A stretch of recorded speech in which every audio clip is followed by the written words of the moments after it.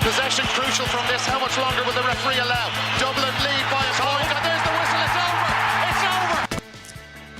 Well, hello and welcome to the RTÉ GAA Podcast. We're back to preview a huge weekend in both football and hurling. Hurling on the way in a little while with Liam Sheedy, but first we're going to chat football ahead of the final weekend of games across the four divisions, and so much to play for across all four of them as well. Rory O'Neill has jumped into studio here, and Peter Canavan is with us as well. Peter, how are you keeping?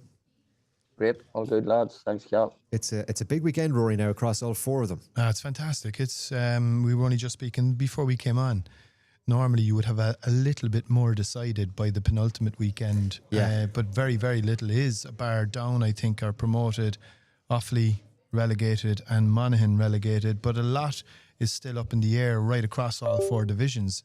So to have that level of uncertainty still facing into the final weekend, all the matches with its simultaneous kick, throw-in times obviously, and it'll just make for what an absolutely super days football on Sunday. The only small negative I would probably suggest, but sure, there's nothing you can do about it, is it's a big club day as well in terms of club fixtures. But so I suppose hopefully a few of them get called off and people can sit in and watch the TV all day. Well, if you look at it, lads, I mean, from a football point of view, particularly maybe it's Division 2, 3 and 4. This is actually the biggest weekend, Peter, probably for a lot of those counties of the year, not to mind the championship. Absolutely. And it's just a shame, as Rory says, they're all on the one day. Yeah. And, it's going to be called a Super Sunday. There's something like 25 or 26 of the teams competing, have something to play for going into the final game. So it's a massive day for so many counties, yet all the games, and it's a chance maybe, like, you really want to know what's going to be there coming Division 3, Division 4, and of course Division 2 is really competitive. We don't know who's going to make it through. We don't know who's going to be relegated. So it's such a pity they're all on the same at the same time on Sunday. And if they had been broken up, 2 divisions covered on Saturday and 2 divisions covered on Sunday, I think the game could have got a lot more exposure. The bottom divisions could have got much more exposure in terms of time and footage, because I expect there to be a number of brilliant games, really competitive games across all divisions, and in a lot of cases it'll be the last couple of kicks of a ball that could well decide the fate of so many of these teams. Yeah, I remember last year, I think it was Cork actually, Rory, against Cavan. Do you remember that last league game in Breffni Park? And Cavan had a chance towards the end with literally the last kick, and it would have changed things in that division. And we'll get on to Division 2 because it's... Well, Division 2, like, I did mention this beforehand. I always laugh. Oh, Division 2 is where it's at. Oh, Division 2 now has, that's the real deal. But let's go on and speak about Division 1 for the next 40 minutes, and we'll talk about Division 2 for 5 minutes at the end. And I would just like to countenance that by saying Division 2 is not where it's at. That's why it's called Division 2.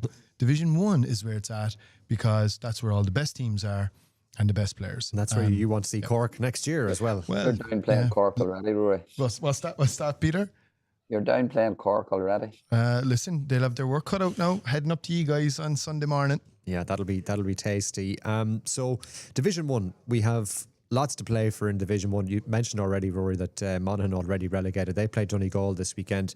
Mayo, Roscommon, Galway, Dublin and Armagh, Kerry. So just a rundown of the table, which is very tight, really. You've got Donegal and Kerry on 9, Mayo and Roscommon both on 8, Galway, Armagh, Dublin then next, and Monaghan at the bottom with 0. But in terms of that relegation picture, which we might start with, Galway on 6, Armagh on 4 and Dublin on 4. Now Armagh have the head-to-head on Dublin, which could be significant as well after that game at Croke Park. Armagh play Kerry at the Athletic Grounds. This is set up nicely from our Armagh point of view, I would say, in terms of they come in off the back of that win in Croke Park. Kerry, do they want to make a league final or not? What do you think? I would say they do. I mean, I know there's been some commentary over the last couple of days in relation to managers, sort of humming and hawing about whether or not they're interested in playing in league finals. I think, at this stage, they have created a little bit of an extra gap. From a Kerry perspective, they don't really kick any football in anger until potentially a Munster final, which is in Killarney. So they will have a little bit of motivation. The only thing I'd say is I don't see Clifford travelling. Why? I'm not too. Would you risk putting David Clifford out against Armagh in a game that you don't really need to win? Well, could you try something different? In terms of Kerry prepping for the championship, if you're saying they're not going to get a game. He didn't travel to Donegal. And if I was to guess, he'd probably have been told by Jack, look, the big long journeys, we don't really need you for those. There's also a thing not showing your hand in terms of giving teams an idea of what they might do. No, they're going to have to be careful, and Peter will obviously be much more interested on this. Obviously, look what happened last year in that All-Ireland quarter-final is still going to be smarting from an Armagh perspective. And to be fair to Armagh, they have played reasonably well right throughout the league. Their position potentially a little bit false, but we saw last year, Tyrone relegated with 7. The best Armagh can do now is 6. So they will need to win. So they'll be coming in not too far off championship fervour here. And if I was Jack O'Connor, I'm saying to myself, well, what's the one thing that could derail us? And that's David Clifford picking up an injury. So I'm not too sure we'll see him. Okay, Peter, what do you think? I'll agree and disagree with Rory. Okay. We all do that from time to time. Listen, and that's what we're here for. I'll agree from the point of view that I'll be surprised if he plays Clifford as well. But I think Kerry will be coming up the road with firm intentions to win the game. And they will not have any sympathy for Armagh if they're relegated, that's for sure. And Jack is testing players. I went up to Donegal a few weeks ago when they didn't bring David Clifford in. I was at that game in Ballyshannon. And you wouldn't have thought by the attitude or the demeanour of the Kerry players that they were taking the game lightly. They went at it hard. It was a physical game, and Kerry went out to win it. Okay, they didn't have one of their best players or the best player. So I think it could be something similar. Kerry will want to win. There'll be players playing for positions on their team, and they'll know what to expect in Armagh. Like we all talk about the great atmosphere the athletic grounds are, and there's going to be a packed crowd at that game. Let's make no mistake. It'll be bursting at the seams, and Armagh are under pressure in that they do need to win. They will certainly not want to be relegated from Division 1. So they will be hell-bent on winning. And I don't think Kerry will let them down when it comes to a competitive challenge. Yeah. So it's very well set up, and the greater need is with Armagh. And on the basis of that, I think I would expect to see them coming through. Okay, and then Galway Dublin in Salt Hill is the other side of the relegation coin, if you like. Dublin, how badly damaged will they be mentally from Croke Park last week, where they're 11 points up at one stage, Rory, and lose the game? I don't know if it'll do a huge amount. I think, look, one of the things that we've had to get used to in this league and in the championship as well, it isn't peculiar or exclusive. It's just the way the game is played now. There are massive swings. 8, 9, 10 points, that's not a big lead anymore, and we've seen those whittled away. So I don't know if it'll make a huge amount of difference from a Dublin perspective in terms of damaging them in any big way. Where I would be a little bit more concerned from a Dublin perspective is I hear a lot about, well, when they have this player back or when they have that player back. Like, I'm not too sure if you can still be hanging your hat on guys that have given so much to the Dublin cause over 10, 12 years. And I'd include Conor Callaghan in that. Conor Callaghan is a legend of Gaelic games. What he has contributed to his club in hurling and in football is phenomenal. Phenomenal now, right? But he's human. He has put a lot of miles on that clock. A huge amount. Same with Kieran Kilkenny. So I think what Ger will probably be looking for, and I think he's looked for all through this league, is where the next generation of leaders are coming from. Who are the lads that are going to step up now and put their hands up and say, this is my team now, this is the new Dublin team, and I'm the boy and I'm in charge. And I'm not too sure if he's found that many in this league campaign. I know Luke Brannock was certainly one, went off again with what looked like a nasty enough shoulder injury. Yeah. And look, I suppose one of the big displays of Dublin in recent times was last year in the championship when they went down in that round-robin game and beat Galway down in Salt Hill. They'll be looking to draw on a little bit of that this time round again, I'm sure, in that type of spirit. But I don't know. I think Galway might be in a less forgiving mood this time round. Okay, and Galway do have a bit of an advantage on the score difference. They're on +5, Armagh +5, and Dublin on -2. Peter, Rory mentioned there, Jared Brennan, he had a bit of a cut again at some of the senior players after the game the last day at Croke Park. What will that camp be like this week as they look for the results? Yeah, I was a bit surprised at that because I was questioning, I suppose, where this Dublin team is at a couple of weeks back. But their performance against Roscommon gave a very definitive answer, and their first half against Armagh was as well as a Dublin side has played for a few years. You take into consideration in the second half, a number of the players, Luke Brannock got injured, Brian Hurd was sent off, Niall Scully picked up a knock. Those players were all very influential in the first half.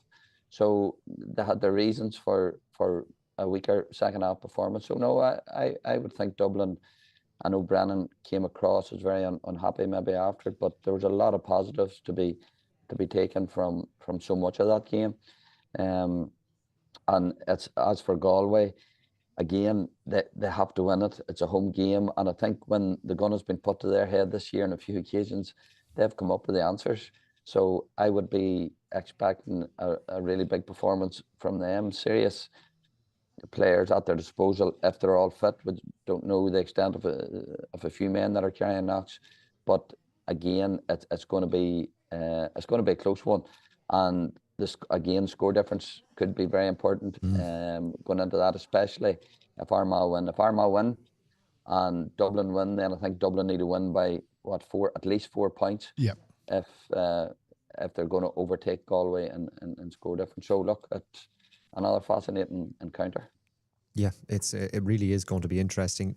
Again, it comes back to the question, Division 1, Division 2, is it that big a deal if you're relegated? But I'm sure obviously you don't want to be relegated, but I mean, it's not the end of the world either, I'd imagine, for these teams. I don't think there's a huge amount of difference. And look, I'd love Peter's view on this. I don't really see a massive discrepancy in standard between Team 4 in Division 1 down to Team 4 in Division 2. Okay. I think you could throw a blanket over all 8 of those teams, and I think all 8 of them would be capable of beating each other on a given day in championship football. So while relegation in a historical sense might have meant, it would have carried a certain amount of baggage, I'm not too sure if it does as much anymore. Peter? I don't know, Peter? Yeah, I would agree. And if you're suggesting that it's the top 4's no different, then you're not including Tyrone in that. Well, I would include Tyrone. So, I would absolutely include Tyrone. And you're probably right. So I would concur with that 100%. Cork, Meath, Derry, Louth, the quality of footballers they have, the quality of their play at times this year has been superb. So there is. It used to be a few years back there was a top 4 or 5 maybe, and the rest a good bit weaker. The improvements in Cork, the improvements in Meath, the improvements in Louth, I would be pretty sure that any of those teams could take on the Division 1 teams and make a very good account of themselves. So definitely there's an evening out of so many teams. Yeah, okay, well that's the relegation battle in Division 1. Then we've got Mayo Roscommon this weekend, lads. They play each other, or they will probably play each other in Connacht in the semi-final at the end of April.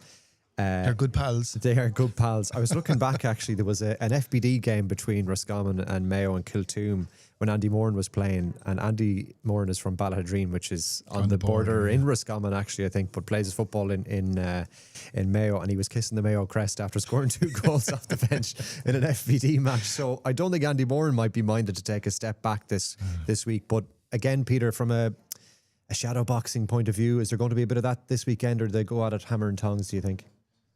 Well, it all depends on Roscommon. I think Mayo need a response from last week. They petered out poorly against Kerry. They're playing at home. There will be big support there, as there always is, in Castle Bar. So I think Andy will be very keen that his players give a positive response. As for Roscommon, what a league campaign from them. Not too many were suggesting that they would be making a league final. They're in a very good position now to do that. But are they thinking of the bigger picture? Are they thinking further down the line? And I'm not too sure. I don't know what their attitude has been in training this week. But if they take their eye off the ball, then they're there to be taken out of it. Will they want to keep the momentum going?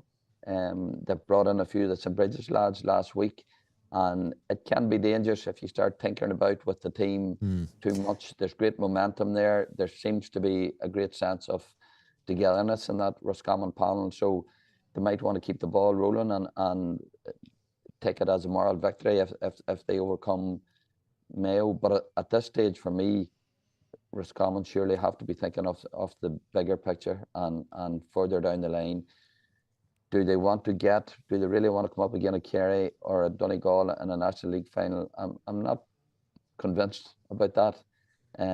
So with that in mind and a wee bit of uncertainty hanging over them, I'd be putting my money on Mayo to come out on top on that one. Yeah, I think that's very sound thinking. Like, the last thing Roscommon would need is to go into a league final against the Donegal, let's say. You know, after beating... But they just beat Donegal. Yeah, but that's exactly why they probably don't want to meet them all that soon again. Because I'd say in a league final situation, I think you could see a very different Donegal. And let's say you took a bit of a reddening, you know, in a league final, full glare, national stage, etc., just before championship. Now, I don't think they would, because they have been, obviously, as Peter just mentioned, they've been a big surprise, big success story. New manager in, shorn of the Bridget's players for most of the beginning of most of the league, really. So, like, they deserve a huge amount of credit. But I don't know, are Galway going for 5 or 6 in a row in Connacht? I think it could be 5. Is it 5 in a row? I think it could be 5. Like that I think a good season for Mayo and Roscommon is to win the Connacht try Championship. And go after the Connacht Championship. Yeah. And if you're going to go after the Connacht Championship, maybe the first step from Roscommon's perspective is they're going to have to beat Mayo on the 26th of April. So which one would they really want to win? Yeah. But they're playing really well. Their goal, the second goal that they got the last day when Donegal were coming back at them in the second half, and Donegal had that strong breeze, they worked it brilliantly through the hands down the far sideline, and then Murtha with the hand pass back. And it was just palmed to the net by Conor Hand. Like, they're playing with a lot of confidence. I just wonder would they try and keep the ball rolling this weekend. It's a great test for them, all the same. And they I think they've only won the league. The last time they won it back in 1979, so it's quite a while ago for them. Are we assuming that Donegal will get the better, Peter, of Monaghan and Clones on Sunday? You have to. Yeah. Again, Jim was indicating maybe that he's not too worried about the league. But look, I think they have a gap. They have 2 weeks between the National League final and they play down in the first round of Ulster. So I think that gives them enough time to prepare to focus on that and to bring it. And he has a lot of young lads on his panel. Not necessarily a lot of them starting, but he's a lot of them sitting on the bench. A lot of them have come on to get game time. So I think in terms of their development, I think he would love to be taking the likes of those, the Kiars and Kevin Muldoon and those younger lads down, Shane Malone down to Croke Park to give them game time and experience down there in a National League final. So from that point of view, I think Donegal will be going to win this game. There's absolutely no doubt about that. And it could be Kerry, it could be Mayo, it could be Roscommon in a league final, and I look forward to that.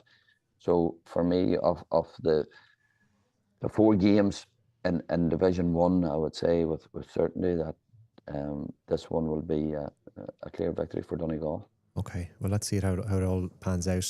Rory, Division 2, discuss. Oh, yeah, I know. It's our favourite subject matter.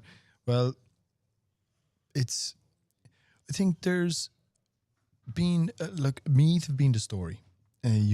That's probably that's the starting point. They really have been the story, and they're playing absolutely outstanding football. They're, as we've spoken about before, they're very exciting to watch. Are they the top team in Leinster? Well, we're going to find out that as well in the Leinster Championship. That certainly is something that we're going to see. They will win this weekend. I can't see, obviously, they play Offaly. They're playing Offaly, who are already relegated, and that'll put them on 12 points, and that more or less guarantees them then a place in the league final and promotion, which I think is fully deserved. And sort of commensurate with their status and what they've managed to their performances throughout this year's league campaign. And then it's a case of who follows suit. Well, let's just run through the fixtures then maybe before you dig into it. So you mentioned Offaly Meath, Derry, Cavan, Tyrone, Cork, Kildare versus Louth. So Cork sit on 10 points alongside Meath. So if Cork can get something against Tyrone, they'll be back to Division 1. The question is, can they? I'm not so sure. And look, I'll say this straight out. If Cork win on Sunday, it will be the biggest achievement in Cork football in 10 years, because that's how long Cork have been out of Division 1. So it's big. It's a big carrot. It's a big opportunity. It's a big hurdle to jump. But I think the performances, like last weekend even, and I know 122 by half time, 8 2-pointers in the first half playing with the wind, but the switch off in the second half, the performance in Derry, they've been so, like, what's that saying? When you bleed, don't bleed heavy. Like, Cork have absolutely been pumping blood when things have been going wrong. And I know it's very, very difficult to try and pinpoint why, kickouts, midfield, who's doing what, etc., etc. I think they'll have their work cut out, because I do expect a performance from Tyrone. Tyrone needs something ahead of the championship, because it's been a very disappointing league campaign from them, from their point of view. And if you were to ask me right now what would potentially happen, I could see Derry winning. I could see Louth winning. I could see Cork being beaten and Derry going into that league final and scoring difference. That's kind of where I would see it now. Okay. Peter, give us an insight into the Tyrone mindset heading into this weekend off the back of that defeat to me. They're on 5 points. There is a scenario where they could be relegated, but very unlikely. Yeah, it would take some feet of scoring, I think, for that to happen. We but like Rory's take on Cork, I suppose they can be very good at times, but just a real unpredictable nature, and that has been thrown this league campaign as well. There were times last Saturday night in Croke Park where they looked as if they were going to be blown out of the water, that Meath was going to win that game by about 20 points. And next thing, they win a few kickouts, so there's urgency about their play, they get some great scores, and lo and behold, there's 2 points in the game with 5 or 6 minutes to go. So it's a wee bit of everything from Tyrone. Would it be a massive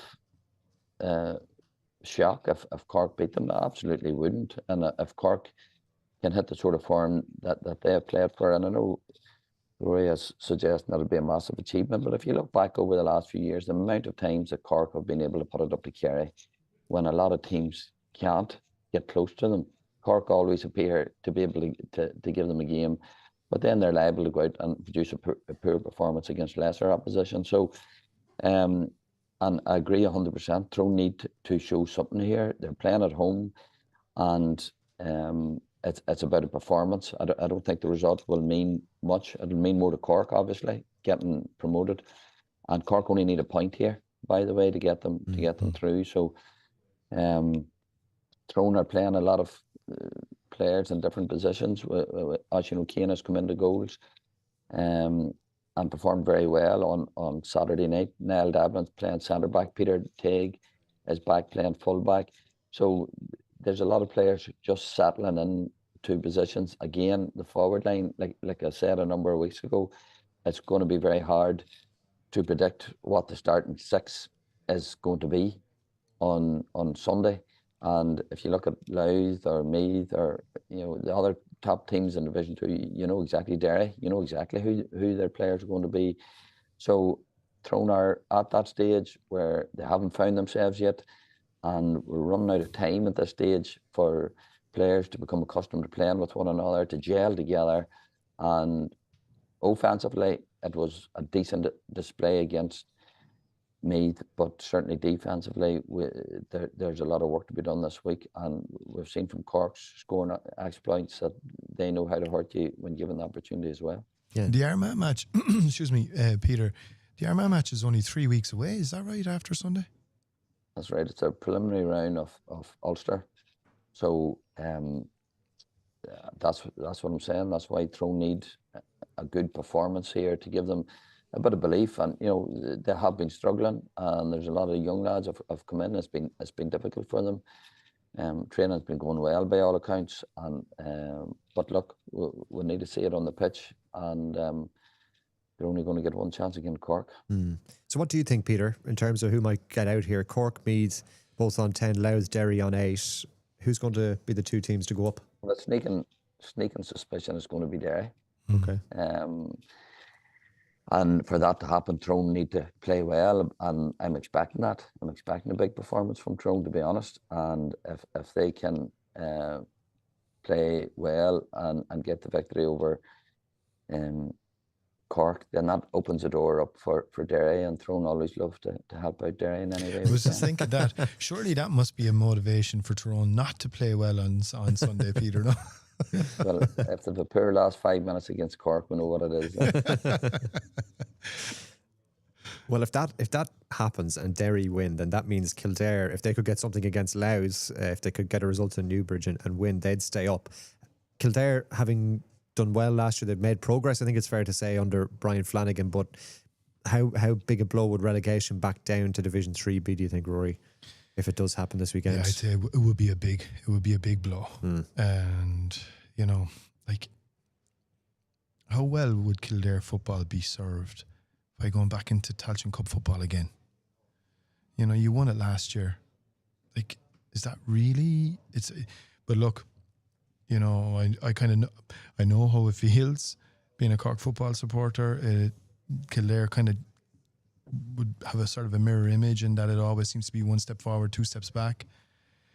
But yeah, they need a big performance this Sunday. It's a derby game. I don't think they're going to meet each other in championship. They're on the opposite sides of the draw in Leinster, so you'd expect both of them to go full throttle, and then look at that they can get to 5 and hope Derry beat Cavan. They'll be safe. Yeah. You'd give them a chance, certainly. Peter, you got a good look at Kildare in that game in Newbridge that we did a couple of weeks ago on TV. It was a poor performance that night. I suppose can they respond this weekend?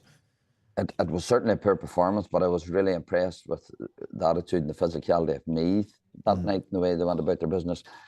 If Kildare get relegated, they'll look back on the game that they had in Newbridge with Derry, where they were playing with a gale force breeze in the second half. They had played brilliantly in the first half. They were leading the start of the second half, and they allowed Derry to come back, and Derry snatched a victory that day. And Derry had Conor Glass sent off early days as well. So they came so close to getting a result. If they had got a result that day, I think they would have been safe. So since that, it has been a very disappointing response from Kildare, and they're playing at home. And I think if there's one potential shock in Division 2, it could well be in Newbridge, because Louth would need a lot of things to go their way if they're going to get promoted, and other teams to win and score difference and all the rest. So off the top 4 at the minute, it's very unlikely, even if Louth win, that they will get promoted. So with that in mind, there's a massive prize for Kildare. If they win, they know they would expect that Derry's going to beat Cavan. So Kildare are fighting for survival here at this stage. And I agree 100%. I have no doubt Brian Flanagan does not want his men playing in Division 3 next year. So there's a big prize there for Kildare. At times this year, they have played really well, but we need a big... Kildare supporters are looking for a big response from them, and I wouldn't rule it out on Sunday. Okay, one to keep an eye on then.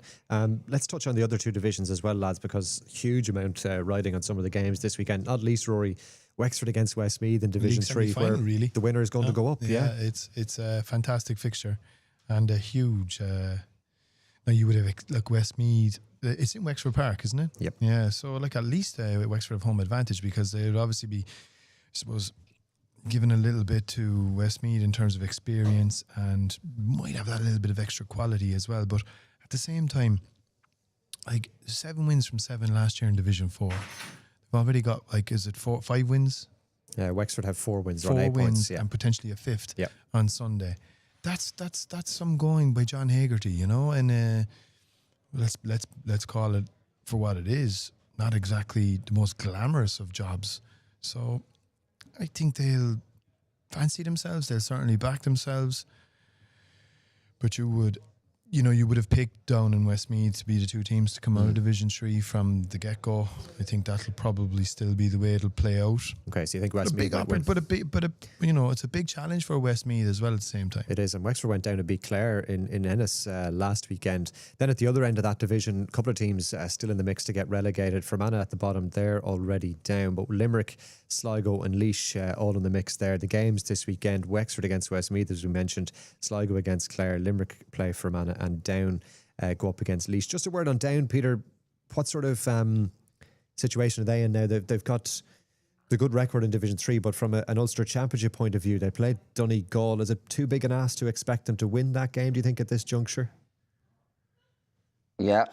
For me, it is, to be honest, because I think Donegal are right up there with Kerry for contenders for Sam Maguire. So it is a massive ask for them to compete with Donegal. But I wouldn't underestimate the league campaign that Down have had, because at the start of the year, Rory said everybody was suggesting that Westmeath and Down would go straight up.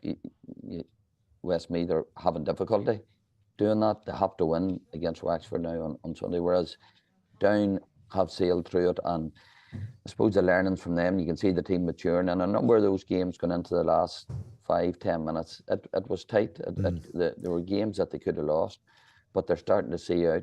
You can see the maturity in their performances. There is quality players there. There's a very good management setup. They know what they're about, and there's a hunger there. So kudos to Conor Laverty and the way that he has brought this group through Division 3. But it's a massive step up from playing Division 3 football to be playing Donegal in Ulster Championship. Okay. And look, they have run them close before in Ulster, so certainly Down will not fail them. Okay, well, they're 6 from 6 in Division 3, and they're heading up to Division 2. And then Division 4, lads, I mean, 2 teams on 8, 2 on 7, 3 on 6. You've got 7 out of the 8 teams still in the mix heading into the final weekend. Antrim play London, Carlow versus Leitrim, Longford against Wicklow, and Tipperary versus Waterford this weekend. Carlow may be the team there. I think we spoke about them, Rory, way back at the start of the season. And we expected them to do well, but they've fallen off a little bit in the last few weeks, and it's so open.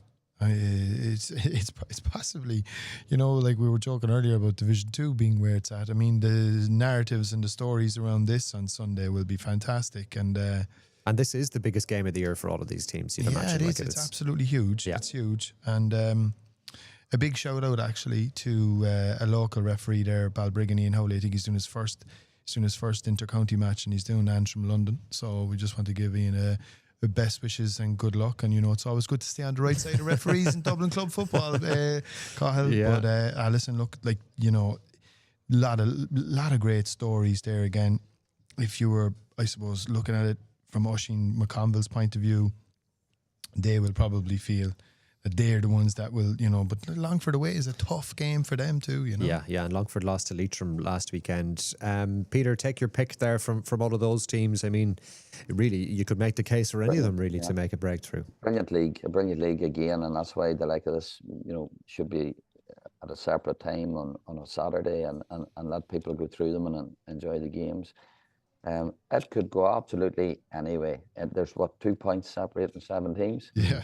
Carlow and Wicklow were, of course, in the driving seat, but you wouldn't be one bit surprised if Leitrim was to beat Carlow. They're capable of it. You wouldn't be surprised that Longford at home would defeat Wicklow. So it's hard to believe with the teams that are there that there's every chance of London beat Antrim, that they are the team that gets promoted. London and Longford could well come out of this very easily. So look, brilliant Division 4 so far, and I don't think it's going to change. There's going to be a few results in there on Sunday that people are going to raise eyebrows out. So again, this is the games that are going to go down to the final seconds, and you'll be looking at results in other games to see what way they're going. The 2 point swing, controversial refereeing decision here and there could well determine who gets promoted and who doesn't. Yeah, I mean, this is exactly what you want, isn't it, from a league? You're going to need to have a look at the live table as things are going across the weekend for the final round of matches. But for now, lads, thanks a million, Peter and Rory. We'll be back in just a second to talk hurling with Liam Sheedy. There's the whistle, it's over! It's over! Now, time to talk hurling, and we've got Mikey Stafford in studio with us from the RTÉ Sport team, and Liam Sheedy has joined us as well. Liam, how are you keeping? Great, Carl, and yourself? All well, we're all well. Hard to believe, lads, Right. we're at this stage of the league already. It's rattled on so quickly, and a few bits and pieces to tidy up this weekend before we get into the league final stage. But Liam, from a management point of view now, I mean, are managers thinking about the championship now? I think managers for the last few matches would have been having one eye in the championship, Carl, to be honest with you. You know, you can't go into your championship, you know, and in the league scenario without really knowing 12 or 13 of your team. You know, you might have one or two changes, but, you know, I'd say deep down most managers are fairly clear on those 12 or 13 players that are going to make their championship starts. But again, you know, nothing, I suppose there's a bit of pressure coming. So, you know, there's going to be loads of pressure on in both respective championships in Leinster and Munster. So isn't it a great chance to put a bit of pressure on and see how they perform under pressure? Because I think, you know, at the early stages of the league, it's probably a little bit less pressure. Whereas when you get to the latter stages now, obviously we've got, you know, winner take all games coming at the weekend, and you know that there's around the corner in just over 4 weeks. We've got winner take all games happening every weekend. Yeah, we're really looking forward to that. In terms of 1A, lads, this weekend, in terms of what needs to be settled. So relegation picture, Mikey, is settled after Waterford lost to Tipperary last weekend, and that much to the relief of Kilkenny folk. Yeah, because it robs us of that potentially tasty match between Tip and Kilkenny this weekend. And then at the other end of the table, Limerick, Cork, Tip and Galway could all reach a league final. So that means Limerick-Galway essentially this weekend is a league semi-final, would you say? Yeah, for all intents and purposes, when you're presuming that Cork get a win against Offaly, who are already relegated.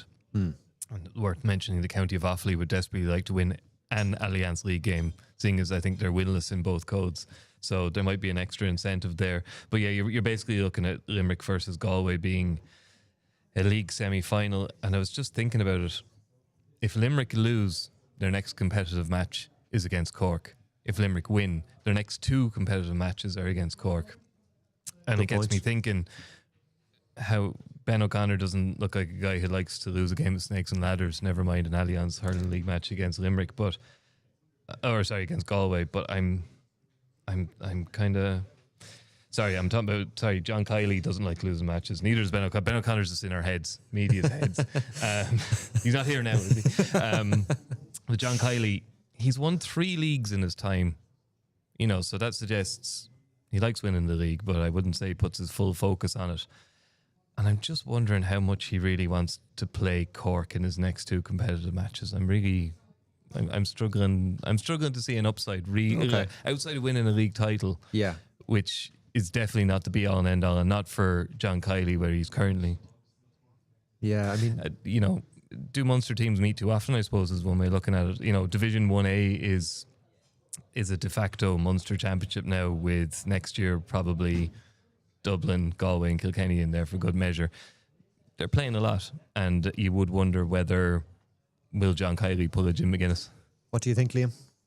I don't know. I guess the thing is he's not out in the first round, so he doesn't have a game on the 19th of April. So, you know, it's a bigger consequence that he would be 5 weeks without a competitive game. I think that's a long time, and he'd be going in cold after, because he's going to meet Cork, who will have had, you know, a championship pitch game against Tip up in Thurles. So I think for John Kiley, you know, I think he'll be keen to win. I think obviously Galway are on a bit of a run. I think he's an opportunity maybe to knock Galway back a step or two. So I would think that if he was out in the first round, I could see where that might come from if Limerick and Cork were meeting in the first round of the championship. But the fact that there's a week break, I think having a league final 3 weeks before you get into round 1 of the Munster Championship for John Kiley would be ideal preparation. Do you think the way, like Ben, I just do wonder whether there's the amount of times that they meet is just, you could tell as best as a manager, it's just, you've only got so many ways to skin a cat. You've got so many kind of game plans you can have, and is there a risk that, you know, showing your hand to one of your chief rivals, you know, a few weeks before you play them in the match, that really matters. Let's be honest, the league final versus your opening game in the Munster Championship. Is there a danger there that, or am I overthinking it? Well, it's the same danger for both sides. Cork will learn as much about Limerick as Limerick will learn about Cork. So, I think they've met so often now, there hasn't been much holding back. It's been fairly cut and trust. So I just think that, I think avoiding a final on the back of meeting an opponent you might meet later on, I'm not so sure. I think ultimately, with any Cork and Limerick game that's gone before, the best team, the team that performed best on the day won. In the main, so I think that's how they will view it. I think John Kiley would look forward to getting. His record in provincial titles and national titles, are up there. I think it's 13 not out. So he's falling to date, has been at semi-final stage. So I'd say he'll be mad keen to get into a final. And as I said, I think that 3-week cushion, it's probably more dangerous for Ben, because he's got to, irrespective of what happens in the league final, he's got to be ready for a trip to Thurles 2 weeks later. So 14 days versus 21 is a big difference. I remember, like, say, the height of your Tipperary team and your rivalry with Kilkenny. I remember there were league finals there which were just they're the league finals that stick out in my head, because they were battles that was laying down a marker before against a team that you knew you weren't going to be playing again until August or September at that time, and like they were more than league finals, if you know what I mean. It felt like at the time, and I think we definitely like the championship structure we've landed on, but with the league in such close proximity, I just really think there is a risk of, the top 3 or 4 teams in the country who happen to be in Munster. You could argue the toss. They're just playing each other a little bit too often. Yeah, I don't disagree with that point, but to think that any manager would shy away from meeting somebody because he might meet them again, I just don't see that. I don't see that in John Kiley's locker, and I definitely don't see it in Ben O'Connor's locker either. So I think both of them would like to win the weekend, would like to go forward into a league final, and they'll deal with that as the league, and then they'll move into championship mode from there. Okay. From a Galway point of view, Liam, this is surely a game that they're going to attack, is it? Yeah, it definitely is. I think we've seen. Micheál has said he stalled out. I thought his performance against Tip in round 1 was very, very good, even though they got nothing from the game. Likewise against Cork, left a lot of chances after them in the first 20 minutes. They could have had a lot of daylight between themselves and Cork, and then they were on the back foot a little bit in that second half.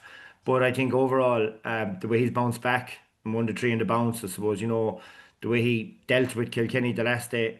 18-point win and 35 points on the board. Very, very impressive. He's got a lovely blend of youth and experience. I think, Cathal Mannion has maintained the form that he had last year, and he's got some young guys coming in.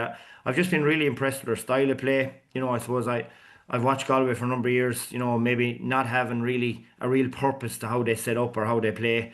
I love the way they're coming off the shoulder. I love the way they're taking on the man. I love the way that they're pushing in ball in front of their inside line. And even the last day, Kilkenny, when they were pushing in the ball into their inside line, it was down to a Galway man all the time. So I think they're well set up, they're well structured.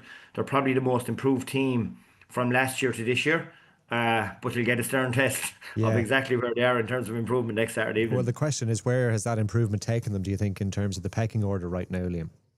Well, I think at the start of the season, would anybody have thought that the view might have been, that Kilkenny obviously have been the kingpins. Dublin are gotten to an All-Ireland semi-final, maybe they're pushing hard. But I'd say if you asked a lot of people now, I think they'd say that, look, Galway look like a team that could really win the Bob O'Keefe Cup in 2026. That would be a huge step forward for that group to do, or it would be massive for the confidence. And I know that's a long ways away, but I think they've positioned themselves as realistic Leinster contenders in 2026, probably to a level that we haven't seen before. But again, their credentials will be probably really tested in just over 4 weeks when Kilkenny come back to Salt Hill. Yeah, the Leinster Championship, Mike, is shaping up to be competitive. Yeah, well, as I said last time we were here talking about hurling, my fear is the Leinster Championship will be very competitive, but the teams that come out of the Leinster Championship will not be very competitive is the problem. But if you look at the Leinster Championship in isolation, yeah, absolutely. Like Galway, as Liam says, like I watched Galway up close in the Leinster Championship against Wexford the last couple of years and in other matches, and just you were bewildered at how the team did not add up to the sum of its parts whatsoever. There was maybe it was a little bit kind of a team coming to the end, and like the young talent hadn't quite come through, but there was confusion. There was not making the best of the talent that they have, but now they look like a team that could put it up to the best of Munster at the moment. And to say that about any Leinster team is great. Kilkenny it pains me to say it as a Wexford man, we may be writing the obituaries of Kilkenny a bit early. I don't think the Kilkenny of 2 weeks ago in Salt Hill is going to be the Kilkenny of the summer. Obviously not, but at the same time, they're no longer shoo-ins to collect whatever it is, their 7th or 8th or 24th Bob O'Keefe in a row. And then Dublin, operating admittedly at a level below, have looked really good. They've looked really good. They are a very, very, very strong physical side. They have fantastic forwards, and they have a real spirit about them. And they look, I don't think either Galway or Kilkenny they'll be watching them from afar in a different division. Don't they be looking forward to play against them? And Wexford Wexford will fancy their chances in a one-off game against most teams. Even now, I would say Wexford spring has probably been better than they, or at least some of us thought it was going to be. I know they haven't got promoted, but they arguably should have beaten Dublin, and then they would have been promoted. They didn't do great against Clare the last day, but I think sometimes coming up against a team that's obviously weakened on purpose can be a bit difficult. Had chances to win that game even still. And then I think everybody's looking forward to seeing how Kildare get on. They're the new darlings of Leinster hurling. Well, we discussed that last week, and some expectation that they might pull a result, Kildare and Leinster, later this year. Let's talk about Kilkenny then, Liam, because you mentioned their defeat to Galway, and Derek Ling was very upfront about how poor his team played. What will training have looked like for Kilkenny, do you think, over the last few weeks? Yeah, I think it's going to be interesting to see how they I think they can go all out. I mean, I think they have a chance they have a free shot, which could have been a pressure cooker of a relegation match, which is gone now. So they're coming to Tip.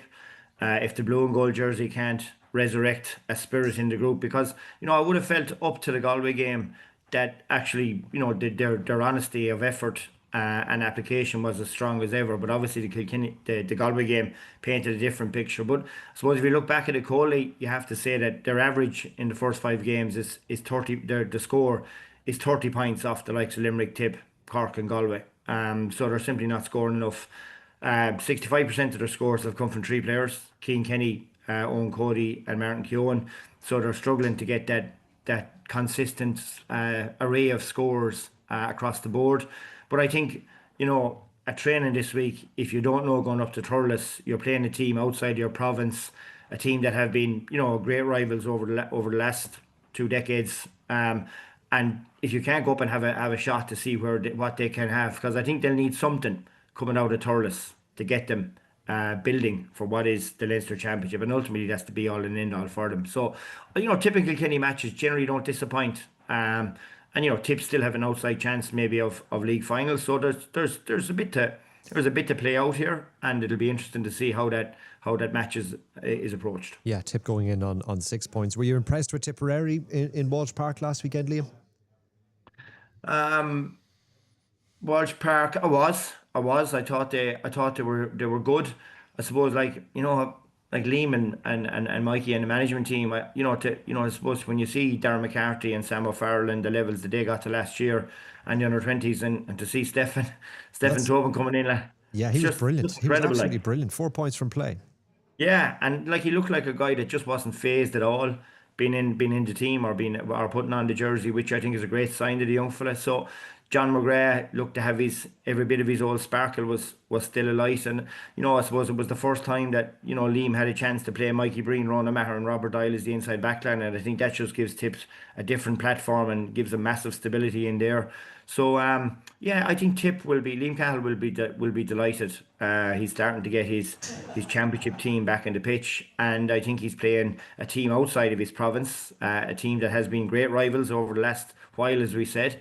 And I think he'll go all out, because this is a great chance, just over 4 weeks out from Cork coming to Thurles, to really lay down your stall. It shows you how the kind of pedigree you're coming in with from the year before can really shape a lot of how you feel. Because like Kilkenny and Tipperary, on the face of it, their leagues haven't been that different. You know, neither relegated. Tipperary do have a shot at a league final, but it's probably an outside chance.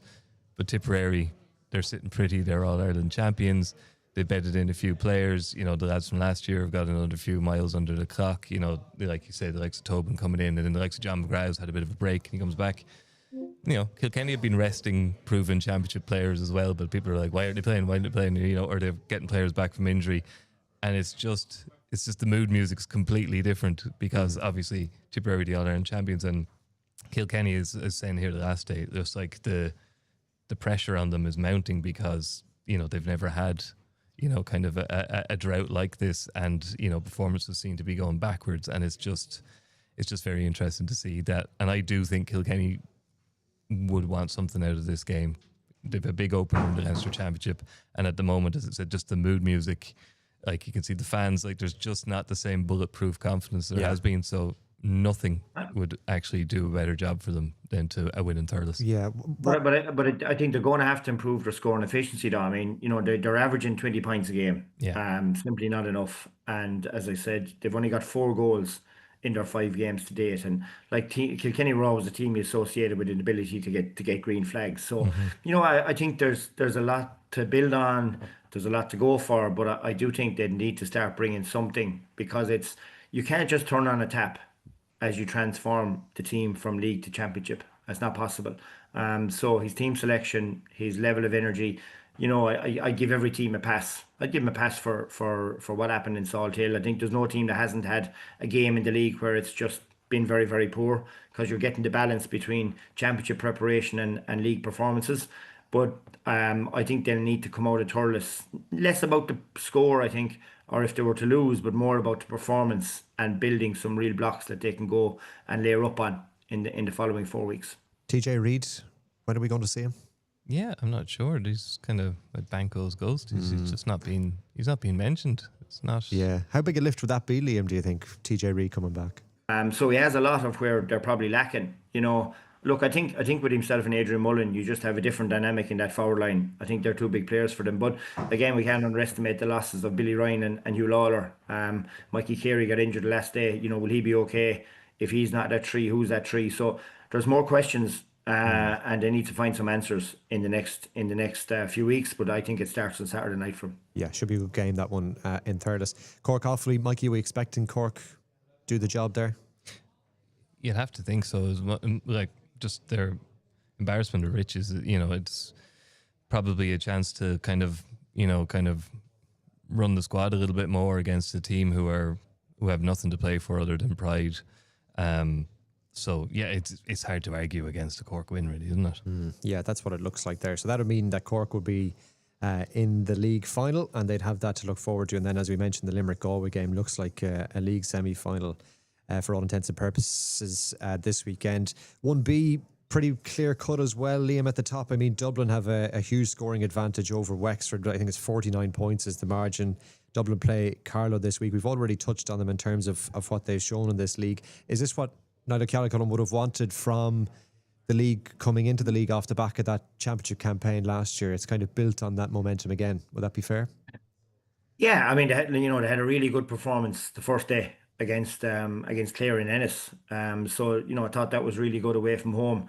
And again, they fought really hard to get a point against Wexford. So they put themselves now in the position where it's in their own hands. I think that's all they would have hoped for.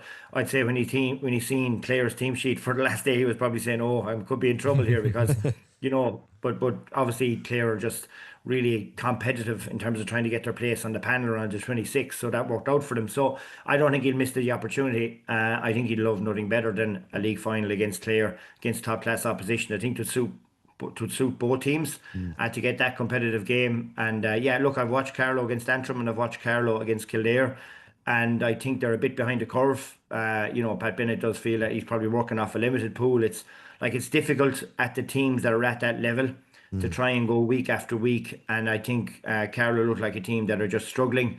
at the moment. They don't seem fully tuned or fully at the pace of where maybe the likes of the Clares or the Dublins or the Wexfords are at. So it's hard to see anything other than a Dublin victory, and as a result of that, a Dublin Clare 1B final. Yeah, and it, like, in fairness, Carlo, their senior championship consists of 6 clubs. Like, it's that's not an easy job. And like when Mount Leinster Rangers or St. Mullins are riding high, you've got something. But like, you're very, like, when you're reliant on that smaller number of clubs. But it's interesting to look at the Division 1A, Division 1B. Like, it's basically Division 1 and Division 2. They just don't want to call 1B Division 2 to hurt the feelings of Wexford and Clare in Dublin, I think.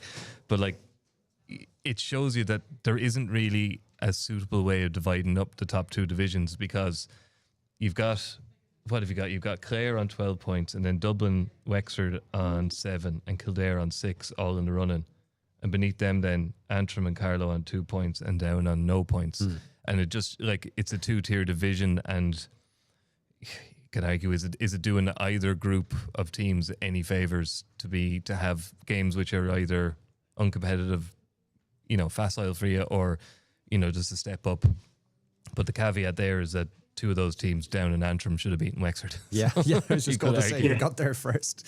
And they will say that they probably would need those games to get up to a level to be able to compete at that level. Yeah, maybe. Yeah. The fact of the matter is, there are probably, you would suggest, there are 9 to 10 kind of top tier hurling teams, and it's how you can't have a 10-team league. That's not going to work. So it's just how there's no perfect way to do it, and I don't think blending them is great either. So they've tried a few different things. I think they've tried everything at this point. Yeah, they have. The other games then in 1B this weekend, down against Antrim. So it looks like as the weekend starts anyway, as you say, Mikey, Antrim on 2, Carlow on 2, down on 0 at the bottom of the table. But Antrim did beat Carlow earlier on in the league, so they do have the head-to-head, and they have a marginally better scoring difference as well. Wexford Kildare, they play each other in the first round, Liam, of the Leinster Championship. That game's in Newbridge this weekend in Wexford Park. Will there be a bit of shadow boxing going on there? Like, Kildare are going to approach the championship, you'd imagine, regardless of how this weekend goes, with a lot of confidence. They are, yeah. You'd have to give Brian Dowling great credit, and the group themselves great credit, because probably starting out, you would have had them down as, they could be potential relegation candidates. And I think that's the beauty of it. Like, they've really benefited from going in and playing the better teams. I think they've made great strides. As I said, I watched their Antrim game and their Carlow game, and I just like them. The way they're playing, I like the way they're chasing. I think they have a really good fitness level, which means that when they don't have the ball, they're able to work really, really hard to get it back. So they are a team that are definitely progressing in the right direction. And look, they'll learn a nice bit about themselves, and they'll learn a nice bit about their opponents come the weekend. But yeah, I think everybody will need to be wary of Kildare in the championship, because you might have been thinking that these guys will be heading back down to where they came from. But I certainly wouldn't say that at this stage. I think they'll approach every game. I think they're well drilled. They have a nice style of play. They're very fit, and they work very hard. And when you have those attributes, it gives you a chance. Mikey? Yeah, absolutely. Like, people think I'm joking. Wexford's 1B status is assured, so I'm kind of, I can be relaxed enough about this one.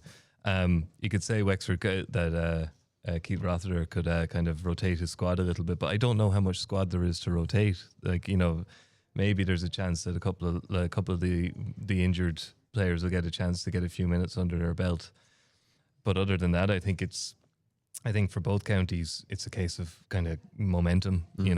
Wexford, Liam's talking about Kilkenny's reliance on 3 players. Wexford have a similar problem, where they're relying on Leach in Simon Roach, and to an extent Conor Hearn from midfield for scores or for kind of those match winning moments. And I think the defence is bedding in, I suppose, is the polite way of putting it. So I think both teams will be very happy for a win. There'll be no shadow boxing here. This is the case of, if you can beat them now, you can beat them again in 3 weeks. Happy days. Okay. I think it'll be both managers are looking at it. Okay. And then the Ulster Derby down against Antrim. Antrim have had a difficult enough spring so far, Liam, but if they can pull a result this weekend, they'll approach the summer in a bit better form, you'd imagine. Can they do it against Down? Yeah, well, I think both teams will it's at the stage now where you're looking to momentum is key. And you can build momentum coming out of the league, heading into the championship. So for Davy and for Antrim, I think they got a real momentum blow when they lost in the last minute down in Wexford. And I think they've probably struggled a lot in the league since. So they've got questions to answer. But they would have been starting out as one of the favourites at the Joe McDonagh without question. So I think going to Down will be a tricky assignment. So you get a real sense of where the group is at, I think, in this visit, because whether you like it, like it's an Ulster derby, and Down would like to see themselves up with Antrim, taking on Antrim, matching Antrim, going toe to toe with Antrim. So I think that Ronan Sheehan would be really keen to say, look, we have a free shot here. Let's make sure when they come into our grounds here that we give them a stern test. And I'd expect a fair battle, because I think competitively and where they're located, I think they'll be all anxious for bragging rights at the last game of the league. It's like Wexford and Kildare. These two meet in the first round of the Joe McDonagh as well. So another one of those. I wonder were the fixture makers looking at this at the time? All these teams are playing each other too much. A bunch of coincidences, I'm not sure. Well, let's see how it all plays out. But for now, Liam and Mikey, thanks a million. Just before we go, a reminder, you can get in touch with us at sportpodcast@rte.ie on email, and you can like and subscribe wherever you get your podcasts as well. Enjoy the weekend's action, and we'll talk to you again for our review podcast, which will be out on Monday. Possession crucial from this. How much longer will the referee allow?